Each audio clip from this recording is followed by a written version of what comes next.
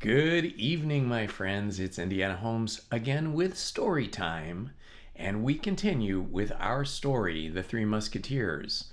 Tonight we start with chapter 55, Captivity, the Fourth Day.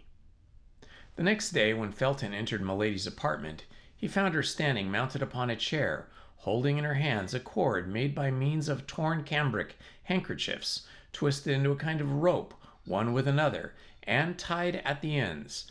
At the noise Felton made in entering, Milady leaped lightly to the ground and tried to conceal behind her the improvised cord she held in her hand. The young man was more pale than usual, and his eyes, reddened by want of sleep, denoted that he had passed a feverish night. Nevertheless, his brow was armed with a severity more austere than ever. He advanced slowly toward Milady, who had seated herself, and, taking an end of the murderous rope, which by neglect, or perhaps by design, she allowed to be seen. "What is this, madame?" he asked coldly. "That? Nothing," said Milady, smiling that painful expression which she knew so well how to give to her smile. Ennui is the mortal enemy of prisoners. I had ennui, and I amused myself with twisting that rope. Felton turned his eyes toward the part of the wall of the apartment before he found Milady standing in the armchair in which she was now seated, and over her head he perceived a gilt-headed screw fixed in the wall for the purpose of hanging up clothes or weapons. He started, and the prisoner saw that for though her eyes were cast down, nothing escaped her. "What were you doing on that armchair?" asked he. "Of what consequence?" replied Milady. "But," replied Felton, "I wish to know." "Do not question me," said the prisoner. "You know that we who are true Christians are forbidden to lie." "Well, then," said Felton, "I will tell you what you were doing, or rather, what you meant to do. You were going to complete the fatal project you cherish in your mind. Remember, madam, if our God forbids falsehood, he much more severely condemns suicide. When God sees one of his creatures persecuted unjustly, placed between suicide and dishonor, believe me, sir," replied Milady, in a tone of deep conviction, "God pardons suicide, for then suicide becomes martyrdom." "You say either too much or too little. Speak, madam. In the name of heaven, explain yourself." "That I may relate my misfortunes for you to treat them as fables, that I may tell you my projects for you to go and betray them to my persecutor? No, sir. Besides, of what importance to you is the life or death of a condemned wretch? You are only responsible for my body, is that not so? And provided you produce a carcass that may be recognized as mine, they will require no more of you. Nay, perhaps you will even have a double reward." "I, madam, I?" cried Felton. "You suppose that I would ever accept the price of your life? Oh, you cannot believe what you say." "Let me act as I please, Felton. Let me act as I please," said Milady, elated. "Every soldier must be ambitious, must he not? You are a lieutenant. Well, you will follow me to the grave with the rank of captain." "What have I, then, done to you," said Felton, much agitated, "that you should load me with such a responsibility before God and before men? In a few days you will be away from this place. Your life, madam, will then no longer be under my care, and," added he with a sigh, "then you can do whatever with it you will." "So," cried Milady, as if she could not resist giving utterance to a holy indignation, "you, a pious man, you who are called a just man, you ask but one thing, and that is that you may be not inculpated, annoyed by my death. It is my duty to watch over your life, madam, and I will watch. But do you understand the mission you are fulfilling? Cruel enough, if I am guilty, but what name can you give it? What name will the Lord give it if I am innocent? I am a soldier, madam, and fulfill the orders I have received. Do you believe, then, that the day of the last judgment God will separate blind executioners from inquisitive judges?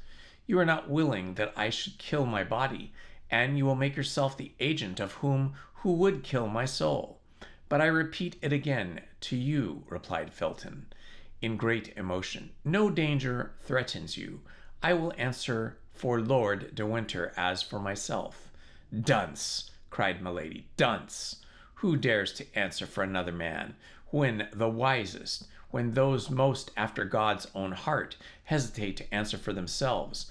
And who ranges himself on the side of the strongest and the most fortunate, to crush the weakest and the most unfortunate? Impossible, madam, impossible, murmured Felton, who felt to the bottom of his heart the justness of this argument. A prisoner, you will not recover your liberty through me. Living, you will not lose your life through me. Yes, cried Milady, but I shall lose that which is much dearer to me than life. I shall lose my honor, Felton. And it is you whom I make responsible, before God and before men, for my shame and my infamy. This time Felton, immovable as he was, or appeared to be, could not resist the secret influence which had already taken possession of him.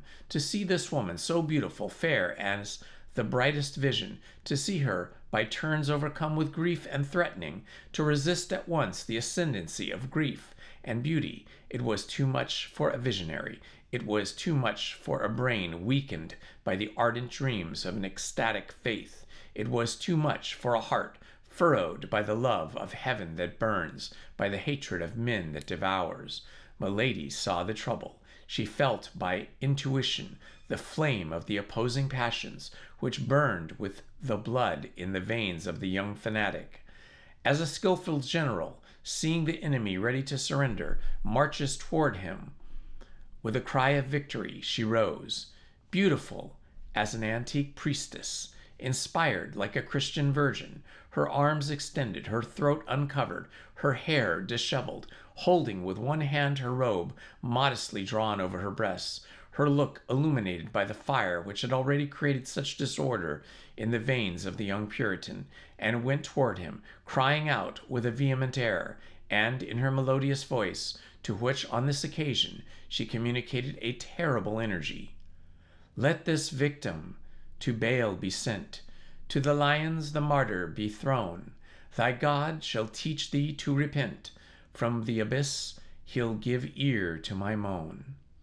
Felton stood before this strange apparition like one petrified. Who art thou? Who art thou? Cried he, clasping his hands. Art thou a messenger from God? Art thou a minister from hell? Art thou an angel or demon? Callest thyself Eloa or Astarte? Do you not know me, Felton? I am neither an angel nor a demon. I am a daughter of earth. I am a sister of thy faith. That is all. Yes, yes, said Felton. I doubted, but now I believe. You believe, and still you are an accomplice of that child of Belial, who is called Lord de Winter? You believe, and yet you leave me in the hands of mine enemies, of the enemy of England, of the enemy of God? You believe, and yet you deliver me up to him who fills and defiles the world with his heresies and debaucheries, to that infamous Sardanapalus, whom the blind call Duke of Buckingham, and whom believers name Antichrist. I deliver you to Buckingham. I? What mean you by that? They have eyes, cried Milady, but they see not. Ears they have, but they hear not. Yes, yes, said Felton, passing his hands over his brow, covered with sweat, as to remove his last doubt. Yes, I recognize the voice which speaks to me in my dreams. Yes, I recognize the features of an angel who appears to me every night, crying to my soul, which cannot sleep, strike, save England, save thyself, for thou wilt die without having appeased God. Speak, speak, cried Felton. I can understand you now. A flash of terrible joy, but rapid as thought, gleamed from the eyes of Milady. However fugitive this homicide flash, Felton saw it, and started as if its light had revealed the abyss of this woman's heart. He recalled all at once the warnings of Lord de Winter, the seductions of Milady, her first attempts after her arrival. He drew back a step and hung down his head, without, however, ceasing to look at her. As if fascinated by this strange creature, he could not detach his eyes from her. Milady was not a woman to misunderstand the meaning of this hesitation. Under her apparent emotions, her icy coolness never abandoned her. Before Felton replied, and before she could be forced to resume this conversation, so difficult to be sustained in the same exalted tone, she let her hands fall, and, as if the weakness of the woman overpowered the enthusiasm of the inspired fanatic, she said, "But no, it is not for me to be the Judith to deliver Methuselah from this Holofernes. The sword of the Eternal is too heavy for my arm. Allow me, then, to avoid dishonor by death. Let me take refuge in martyrdom. I do not ask you for liberty, as a guilty one would, nor for vengeance, as a pagan. Let me die, that is all. I supplicate to you. I implore you, on my knees, let me die, and my last sigh shall be a blessing for my preserver." Hearing that voice so sweet and suppliant, seeing that look so timid and downcast, Felton reproached himself. By degrees the enchantress had clothed herself with that magic adornment which she assumed and threw aside at will, that is to say, beauty, meekness, and tears, and above all, the irresistible attraction of the mystical voluptuousness, the most devouring of all voluptuousness. "Alas," said Felton, "I can do but one thing, which is to pity you, if you prove to me you are a victim. But Lord de Winter makes cruel accusations against you. You are a Christian. You are my sister in religion. I feel myself drawn toward you. I, who have never loved anyone but my benefactor. I, who have met with nothing but traitors and imperious men. But you, madame, so beautiful in reality, you, so pure in appearance, must have committed great iniquities for Lord de Winter to pursue you thus." "They have eyes," repeated Milady, with an accent of indescribable grief, "but they see not. Ears have they, but they hear not." "But," cried the young officer, "speak then, speak." "Confide my shame to you," cried Milady, with the blush of modesty upon her countenance, "for often the crime of one becomes the shame of another. Confide my shame to you, a man and a woman? Oh," continued she, placing her hand modestly over her beautiful eyes, "never, never, I could not." "To me? To a brother?" said Felton. Milady looked at him for some time with an expression which the young man took for doubt, but which, however, was nothing but observation, or rather the wish to fascinate. Felton, in his turn, a suppliant, clasped his hands. "Well, then," said Milady, "I confide in my brother. I will dare to." At this moment the steps of Lord de Winter were heard, but this time the terrible brother-in-law of Milady did not content himself, as on the preceding day, with passing before the door and going away again. He paused, exchanged 2 words with the sentinel, and then the door opened, and he appeared. During the exchange of these 2 words, Felton drew back quickly, and when Lord de Winter entered, he was several paces from the prisoner. The baron entered slowly, sending a scrutinizing glance from Milady to the young officer. "You have been here a very long time, John," said he. "Has this woman been relating her crimes to you? In that case, I can comprehend the length of the conversation." Felton started, and Milady felt she was lost if he did not come to the assistance of the disconcerted Puritan. "Ah, you fear your prisoner should escape?" said she. "Well, ask your worthy jailer what favor I this instant solicited from him." "You demanded a favor," said the baron suspiciously. "Yes, my lord," replied the young man, confused. "And what favor, pray?" asked Lord de Winter. "A knife, which she would return to me through the grating of the door a minute after she had received it," replied Felton. "There is someone, then, concealed here, whose throat this amiable lady is desirous of cutting," said de Winter, in an ironical, contemptuous tone. "There is myself," replied Milady. "I have given you the choice between America or Tyburn," replied Lord de Winter. "Choose Tyburn, madame. Believe me, the cord is more certain than the knife." Felton grew pale, and made a step forward, remembering that at the moment he entered Milady had a rope in her hand. "You are right," said she. "I have often thought of it." Then she added in a low voice, "And now I will think of it again." Felton felt a shudder run to the marrow of his bones. Probably Lord de Winter perceived this emotion. "Mistrust yourself, John," said he. "I have placed reliance upon you, my friend. Beware, I have warned you. But be of good courage, my lad. In 3 days we shall be delivered from this creature, and where I shall send her, she can harm nobody." "You hear him?" cried Milady, with vehemence, so that the Baron might believe she was addressing heaven, and that Felton might understand she was addressing him. Felton lowered his head and reflected. The Baron took the young officer by the arm and turned his head over his shoulder, so as not to lose sight of Milady till he was gone out. "Well," said the prisoner, when the door was shut, "I am not so far advanced as I believed. De Winter has changed his usual stupidity into a strange prudence. It is the desire of vengeance, and how desire molds a man. As to Felton, he hesitates. Ah, he is not a man like that cursed D'Artagnan.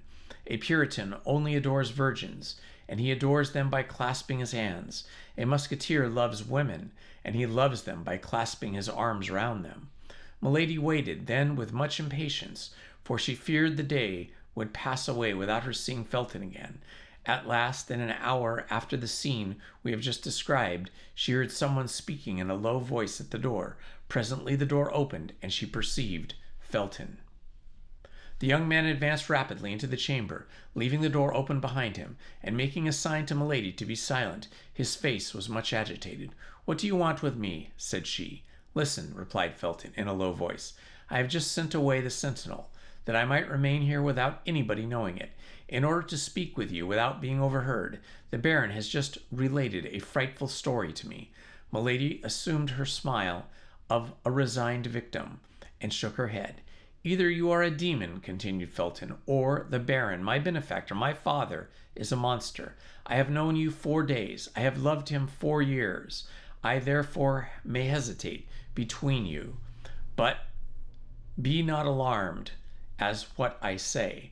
I want to be convinced. Tonight, after 12, I will come and see you, and you shall convince me." "No, Felton, no, my brother," said she. "The sacrifice is too great, and I feel what it must cost you. No, I am lost. Do not be lost with me. My death will be much more eloquent than my life, and the silence of my corpse will convince you much better than the words of a prisoner." "Be silent, madame," cried Felton, "and do not speak to me thus. I came to entreat you to promise me, upon your honor, to swear to me, by what you hold most sacred, that you will make no attempt upon your life."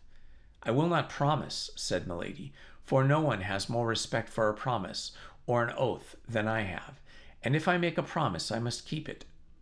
"Well," said Felton, "only promise till you have seen me again. If, when you have seen me again, you still persist, well, then you shall be free, and I myself will give you the weapon you desire." "Well," said Milady, "for you I will wait." "Swear?" "I swear it by our God. Are you satisfied?" "Well," said Felton, till tonight." And he darted out of the room, shut the door, and waited in the corridor, soldiers half-pike in his hand, as if he had mounted guard in his place. The soldier returned, and Felton gave him back his weapon. Then, through the grating to which he had drawn near, Milady saw the young man make a sign with delirious fervor, and depart in an apparent transport of joy.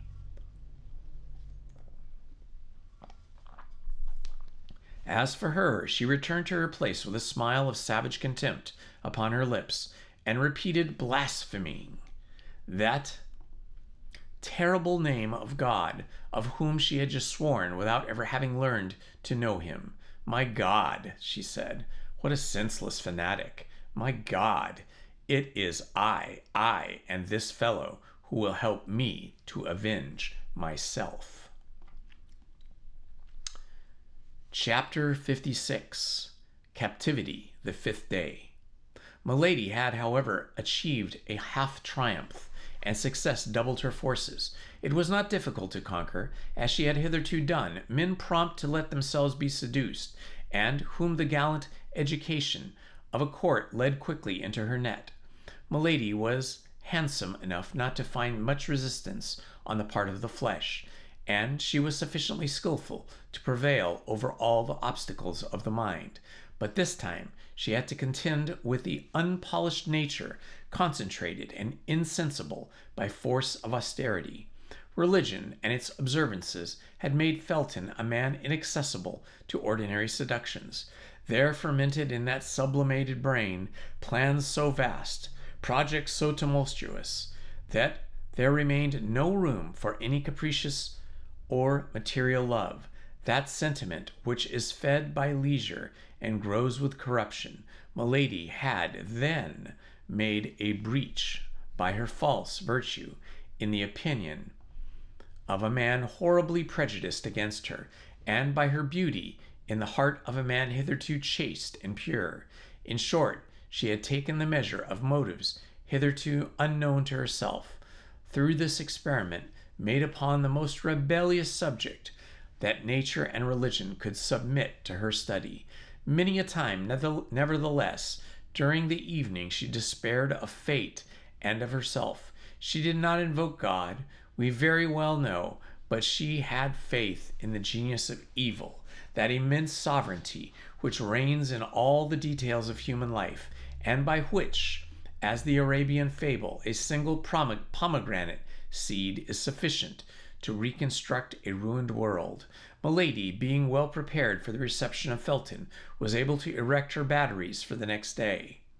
She knew she had only 2 days left, that when once the order was signed by Buckingham, and Buckingham would sign it the more readily from its bearing a false name, and he could not therefore recognize the woman in question once this order was signed.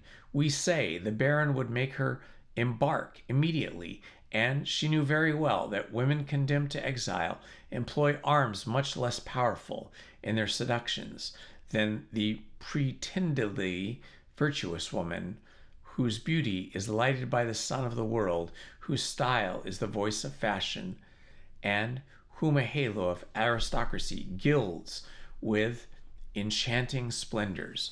To be a woman condemned to be a painful and disgraceful punishment is no impediment to beauty, but it is an obstacle to the recovery of power. Like all persons of real genius, Milady knew what suited her nature and her means. Poverty was repugnant to her. Degradation took away 2/3 of her greatness. Milady was only a queen while among queens. The pleasure of satisfied pride was necessary to her domination. To command inferior beings was rather a humiliation than a pleasure for her.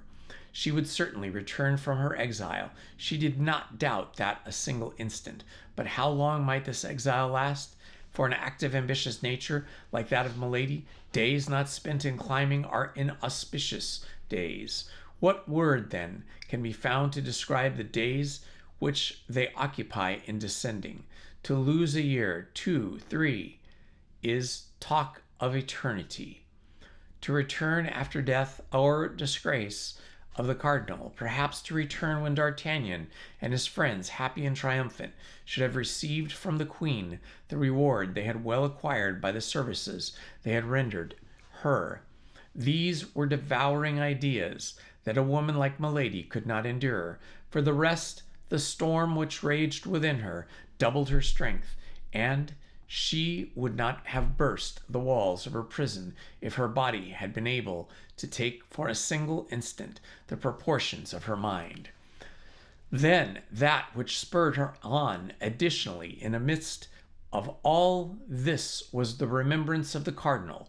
What must the mistrustful, restless, suspicious cardinal think of her silence? The cardinal, not merely her support, her only prop, her only protector at present, but still further, the principal instrument of her future fortune and vengeance. She knew him. She knew that at her return from a fruitless journey, it would be in vain to tell him of her imprisonment, in vain to enlarge upon the sufferings she had to undergo. The cardinal would reply with the sarcastic calmness of a skeptic, strong at once by power and genius: "You should not have allowed yourself to be taken." Then Milady collected all her energies, murmuring in the depths of her soul the name of Felton, the only beam of light that penetrated to her in the hell into which she had fallen, and, like a serpent which folds and unfolds its rings to ascertain its strength, she enveloped Felton beforehand in 1,000 meshes of her inventive imagination. Time, however, passed away. The hours, one after another, seemed to awaken the clock as they passed, and every blow of the brass hammer resounded upon the heart of the prisoner.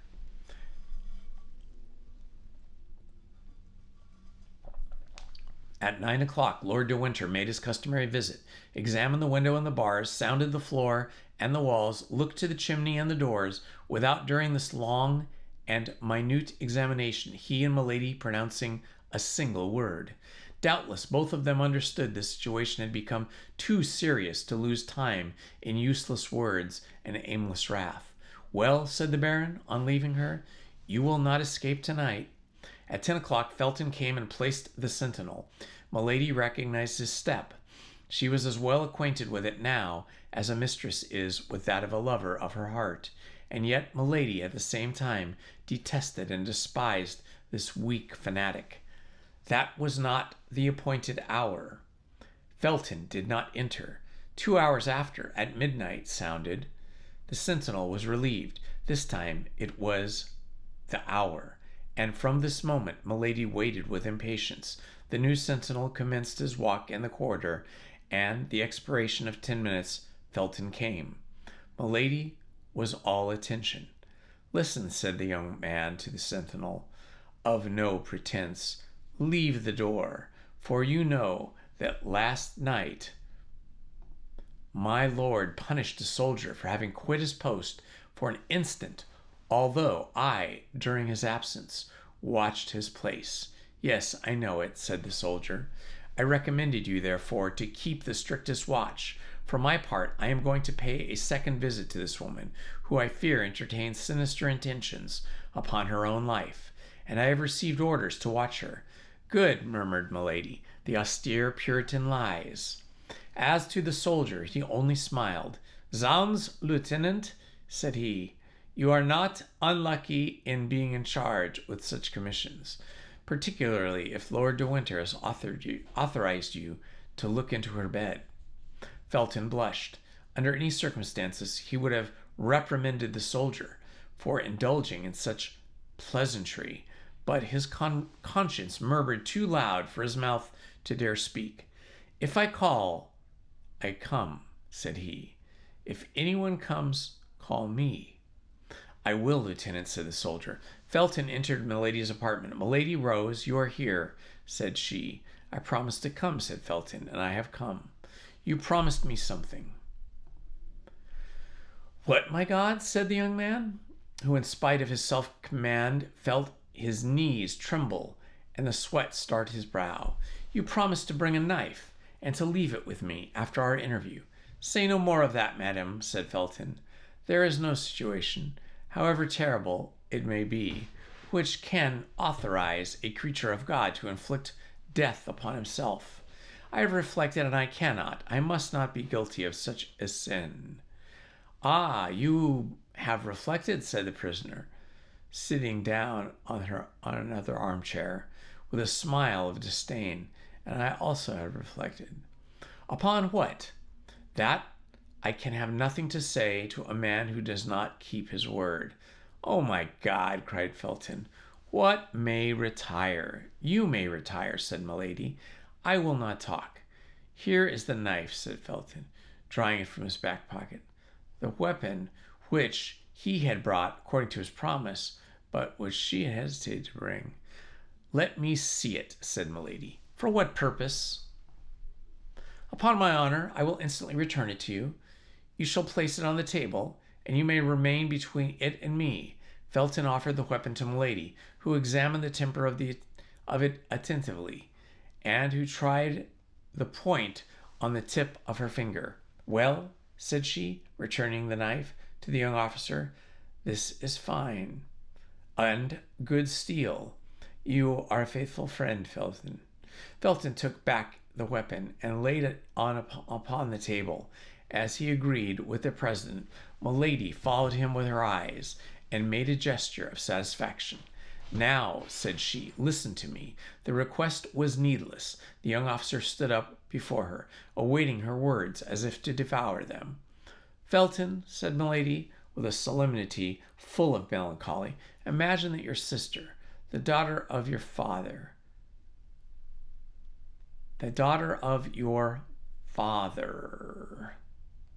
speaks to you. While yet young, unfortunately handsome, I was dragged into a snare. I resisted. Ambushes and violences multiplied around me, but I resisted. The religion I serve, the God I adore, were blasphemed because I called upon that religion and that God, but I still resisted.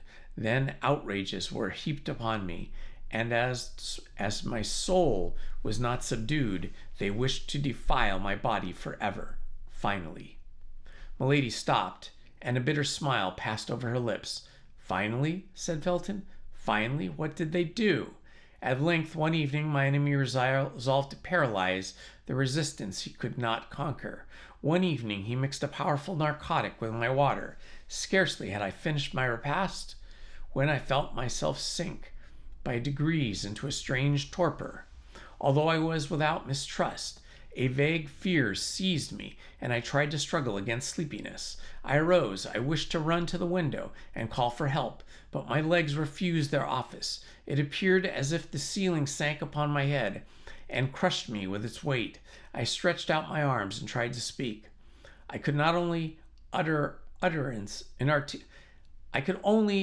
inarticulate sounds.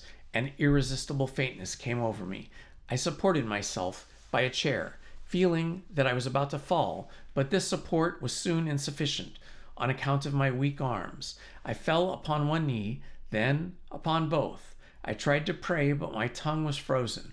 God doubtless neither heard nor saw me, and I sank upon the floor, a prey to a slumber which resembled death. Of all that passed in the sleep, or of the time which glided away while it lasted, I have no remembrance. The only thing I recollect is that I awoke in a bed in a round chamber, and that thing I recollect, and the furniture of which was sumptuous, and into which light only penetrated by the opening in the ceiling. No door gave entrance to the room. It might be called a magnificent prison. It was a long time before I was able to make out what place I was in, or to take account of the details I describe. My mind appeared to strive in vain to shake off the heavy darkness of the sleep from which I could not rouse myself. I had vague perceptions of space traversed, of the rolling of a carriage, of the horrible dream in which my strength had become exhausted. But all of this was so dark and so indistinct in my mind that these events seemed to belong to another life than mine, and yet mixed with mine in a fantastic duality. At times, the best state into which I had fallen appeared strange, that I believed myself dreaming. I believed myself dreaming. I arose trembling. My clothes were near me on a chair. I neither remembered having undressed myself nor going to bed. Then, by degrees, the reality broke upon me, full of chaste terrors. I was no longer in the house where I had dwelt. As well as I could judge by the light of the sun, the day was already 2/3 gone. It was the evening before when I had fallen asleep. My sleep then must have lasted 24 hours. What had taken place during that long sleep? I dressed myself as quickly as possible. My slow and stiff motions all attested that the efforts of this narcotic were not yet entirely dissipated. The chamber was evidently furnished, the reception of a woman, and the most finished coquette could not have formed a wish, but on casting her eyes about the apartment, she would have found that very wish accomplished. Certainly I was not the first captive, that have been shut up in a splendid prison. But you may easily comprehend, Felton, that more superb the prison, the greater was my terror. Yes, it was a prison, for I tried in vain to get out of it. I sounded the alarm bell walls in the ropes I discovered hanging from a door. Everything and everywhere, the walls returned to their full and flat sound. I made the tour of the room at least 20 times in search of an outlet of some kind, but there was none. I sank exhausted and fatigued, and terror went into my armchair. Meantime, night came on rapidly, and with night my terrors increased. I did not know, but I had better remain here where I was seated. It appeared that I was surrounded with unknown dangers, which I was about to fall at every instant. Although I had eaten nothing since the evening before, my fears prevented my feeling hunger. No noise without by which I could measure the time reached me. I only supposed it must be 7 or 8 o'clock in the morning, for it was the month of October, and it was quite dark. All at once the noise of the door turning on its hinges made my heart start. A globe of fire appeared before the glazed opening of the ceiling, casting a strong light into my chamber, and I perceived with terror that a man was standing within a few paces from me. A table with 2 covers, bearing a supply that was ready, stood, as if by magic, in the middle of the apartment. The man was he who had pursued me during the whole year, who had vowed my dishonor, who, by the first words that issued from his mouth, gave me to understand that he accomplished it the preceding night. "Scoundrel!" murmured Felton. "Oh, yes, scoundrel!" cried Milady, seeing the interest which the young officer, whose soul seemed to hang on her lips, took this strange recital. "Oh, yes, scoundrel!" He believed having triumphed over me in my sleep. That was all completed. He came hoping that I would accept my shame. As my shame was consumed, he came to offer his fortune in exchange for my love. All that heart of a woman could contain of haughty contempt and disdainful words, I poured out upon this man. Doubtless he was accustomed to such reproaches, for he listened to me, calm and smiling, and with his arms crossed over his breast. Then, when he thought he had said all, he advanced toward me. I sprang toward the table. I seized the knife. I placed it to my breast. "Take one step more," said I, "and in addition to my dishonor, you shall have my death to reproach yourself with." There was no doubt in my look, my voice, my whole person, that sincerity of gesture, of attitude, in assent, which carries conviction to the most pervasive minds, for he paused. "Your death?" said he. "Oh, no. You are too charming a mistress to allow me to contest you to lose you thus, after I have had the happiness to possess you only a single time. Adieu, my charmer. I will wait to pay you my next visit till you are in a better humor." At these words he blew a whistle. The globe of fire which lighted the room reascended and disappeared. I found myself again in complete darkness. The same noise of the door opening and shutting was repeated. The instant afterwards the flaming globe descended afresh, and I was completely alone. This moment was frightful. If I had any doubts as to my misfortune, these doubts had vanished. In the overwhelming reality, I was in the power of a man whom I not only detested, but despised, a man capable of anything, and who had already given me a fatal proof of what he was able to do. "But who, then, was this man?" asked Felton. I passed the night on a chair, starting at least noise, for toward midnight the lamp went out, and I was again in darkness. But the night passed away without any fresh attempt on the part of my persecutor. Day came, the table had disappeared, only I had still the knife in my hand. This knife was my only hope. I was worn out with fatigue. Sleeplessness inflamed my eyes. I had not dared to sleep a single instant. The light of day reassured me. I went and threw myself on the bed without parting with the emancipating knife, which I concealed under my pillow. When I awoke, a fresh meal was served. This time, in spite of my terrors, in spite of my agony, I began to feel a devouring hunger. It was 48 hours since I had taken any nourishment. I ate some bread and some fruit, and then remembering the narcotic mixed with the water I had drank, I would not touch that which was placed on the table, but filled my glass at a marble fountain fixed in the wall over my dressing table. And yet, notwithstanding these precautions, I remained for some time in a terrible agitation of mind, but my fears were this time ill-founded. I passed the day without experiencing anything of the kind I dreaded.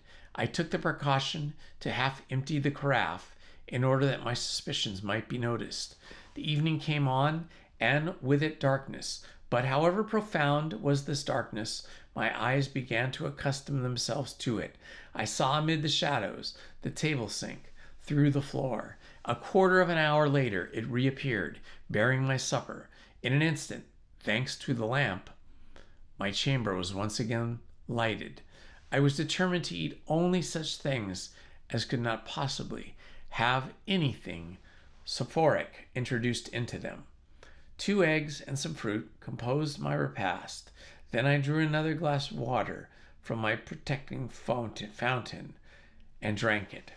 At first swallow, it appeared to me not to have the same taste as in the morning. Suspicion instantly seized me. I paused, but I had already drunk half a glass. I threw the rest away with horror and waited with the dew of fear upon my brow. No doubt some invisible witness had seen me draw the water from the fountain and had taken advantage of my confidence in it, the better to assure my ruin, so coolly resolved upon, so cruelly pursued. Half an hour had passed when the same symptoms began to appear, but as I had only drunk half a glass of water, I contended longer, and instead of falling entirely asleep, I sank into a state of drowsiness, which left me perception of what was passing around me, and while depriving me of the strength either to defend myself or to fly, I dragged myself toward the bed to seek the only defense I had left for my saving knife. But I could not reach the bolster. I sank on my knees. My hands clasped one of the bedposts. Then I felt that I was lost. Felton became frighteningly pale, and a convulsive tremor crept through his whole body. And what was the most frightful, continued Milady, her voice arrested, as if she still experienced the same agony, as an awful minute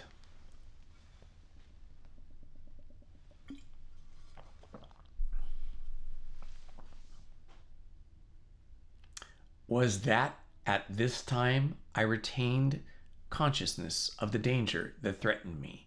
Was that my soul, if I may say so, waked in my sleeping body? Was that I saw, that I heard? It is true that all was like a dream, but it was not the less frightful. I saw the lamp ascend and leave me in darkness. Then I head towards the well-known creaking on the floor, although I had heard that door open but twice. I felt instinctively that someone approached me. It is said that the doomed wretch in the deserts of America thus feels the approach of the serpent. I wished to make an effort. I attempted to cry out. By an incredible effort of will, I even raised myself up, but only to sink down again immediately and fall into the arms of my persecutor. Tell me, who is this man? Who this man is, and who this man was, cried the young officer. Milady saw a single glance all the painful feelings she inspired in Felton by dwelling on every detail of her recital, but she would not spare him a single pang. the more profoundly she wounded his heart, the more certainly he would avenge her. She continued then, as if she had not heard his exclamation, or as if she thought the moment was not yet come to reply to it. Only this time it was no longer an inert body without feeling that the villain had to deal with. I have told you that without being able to regain the complete exercise of my faculties, I retained the sense of my danger. I struggled then with all my strength, and doubtless opposed weakness, as I was there along for resistance, for I heard him cry out, "These miserable Puritans!" I knew very well that they tired out their executioners, but I did not believe them so strong against their lovers. Alas, this desperate resistance could not last long. I felt my strength fail, and this time it was not my sleep that enabled the coward to prevail, but my swoon. Felton listened without uttering any word or sound, except an inward expression of agony. The sweat streamed down his marbled forehead, and his hand under his coat tore his breast. My first impulse was coming to myself, or was to obey feelings under my pillow, for the knife I had not been able to reach. If it had not been useful for defense, it might at least serve for expiation. But for taking his knife, Felton, a terrible idea occurred to me. I have sworn to tell you all, and I will tell you all. I have promised you the truth. I will tell it, were it to destroy me. The idea came into your mind to avenge yourself on this man, did it not? Cried Felton. Yes, said Milady, and the idea was not that of a Christian.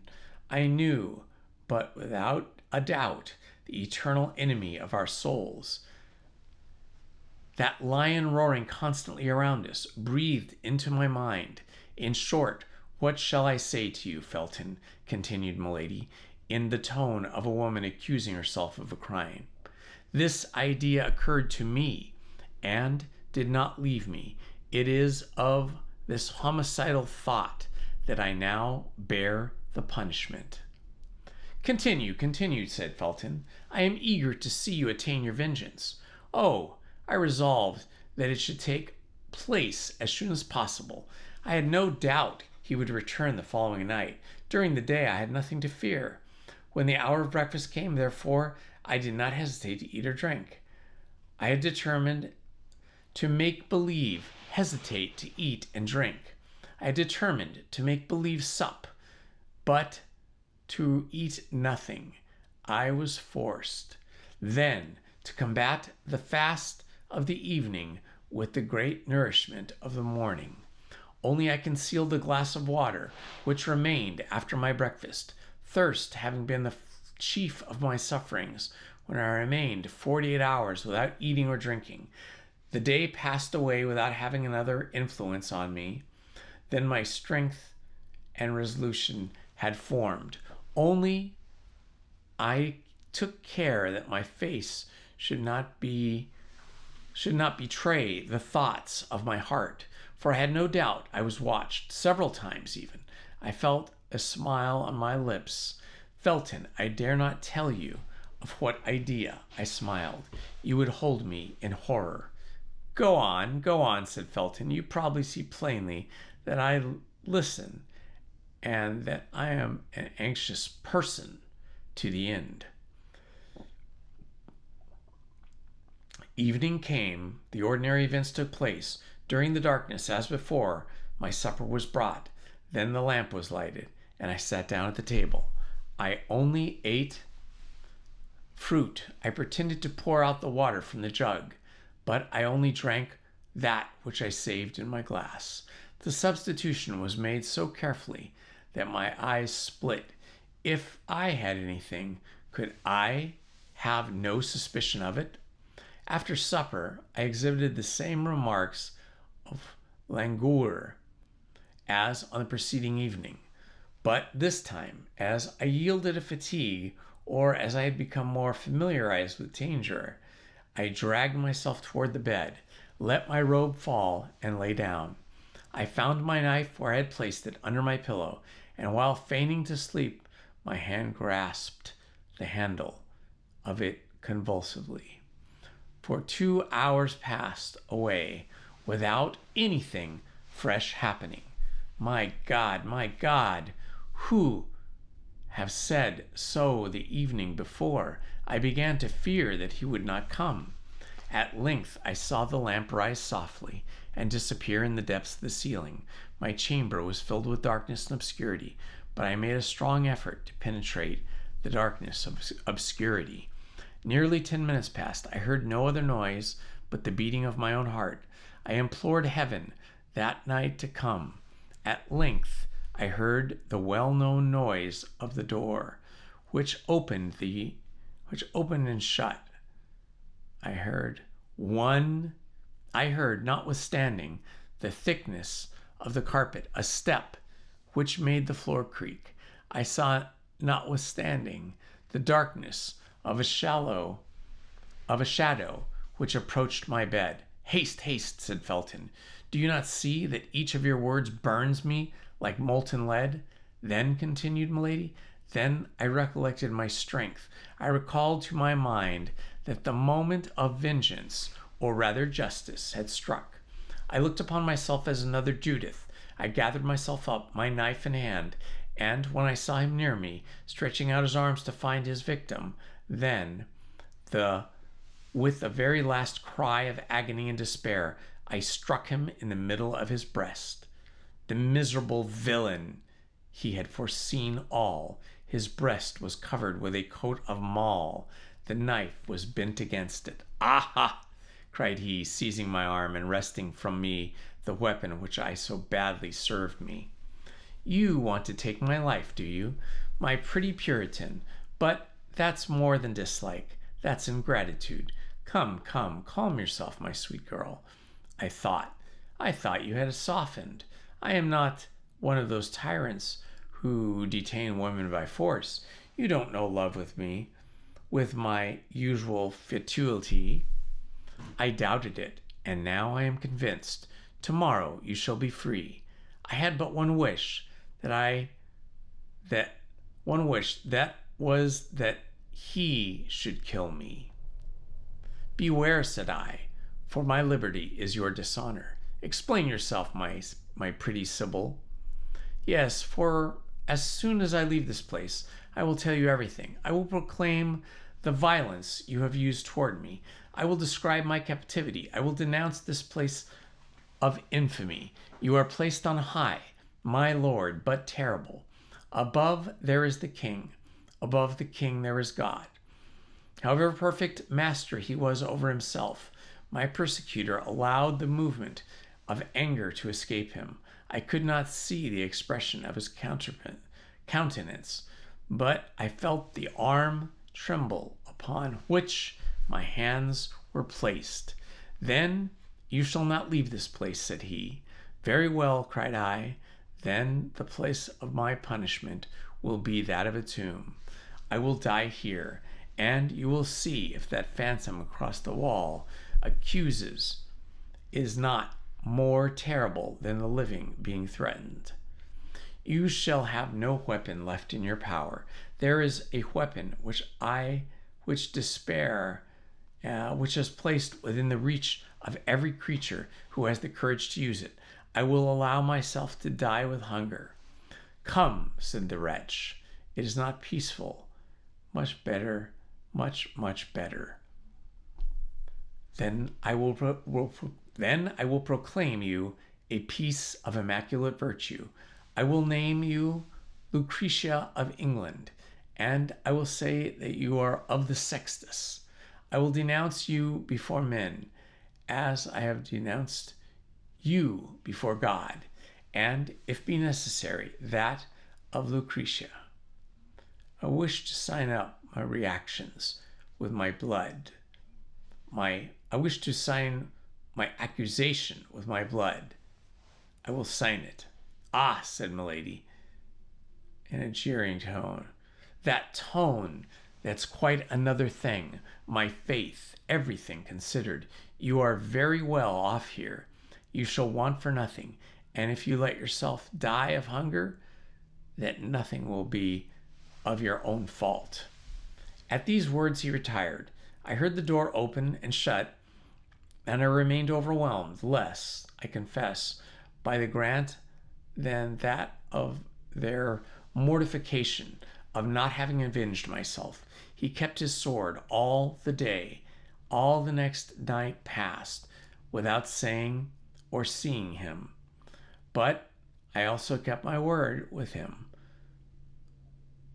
And I neither ate nor drank. I was, as I told him, resolved to die of hunger. I passed the day and the night in prayer, for I hoped that God's word would pardon me and my uncle from suicide. The second night the door opened, and I was lying on the floor, for my strength began to abandon me. At the noise I raised myself up on one hand.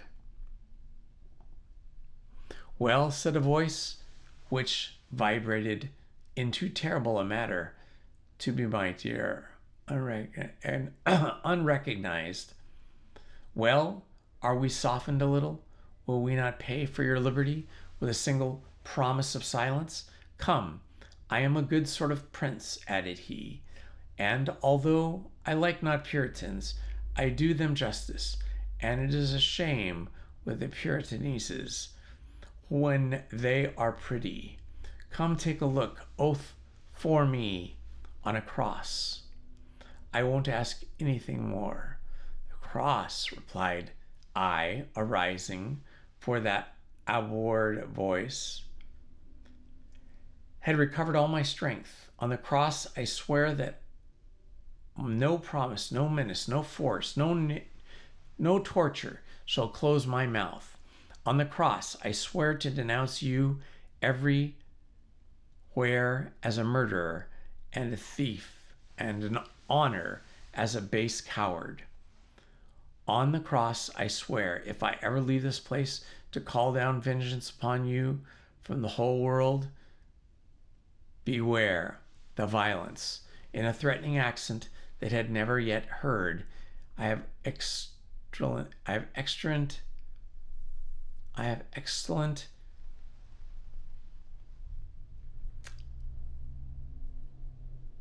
Okay, I got a little lost here.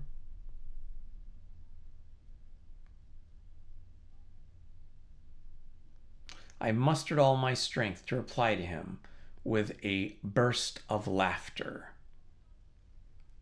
He saw that it was merciless war between us, a war to the death. Listen, said he, I give you the rest of the night and all day tomorrow. Reflect, promise to be silent, and riches consideration. Even honor shall surround you. Threaten to speak, and I will condemn you to infamy. You, cried I, you, to interminable, ineffaceable infamy? You, repeated I. Oh, I declare to you, Felton, I thought him mad. Yes, yes, I, replied he. Oh, leave me, said I. Be gone. If you do not desire to see me, dash my head against the wall before your eyes. Very well, it is your own doing. Till tomorrow evening, then. Till tomorrow evening, then, replied I, allowing myself to fall, and biting the carpet with rage. Felton leaned for support upon a piece of furniture, and Milady saw, with the joy of a demon, that his strength would fail him, perhaps before the end of her recital.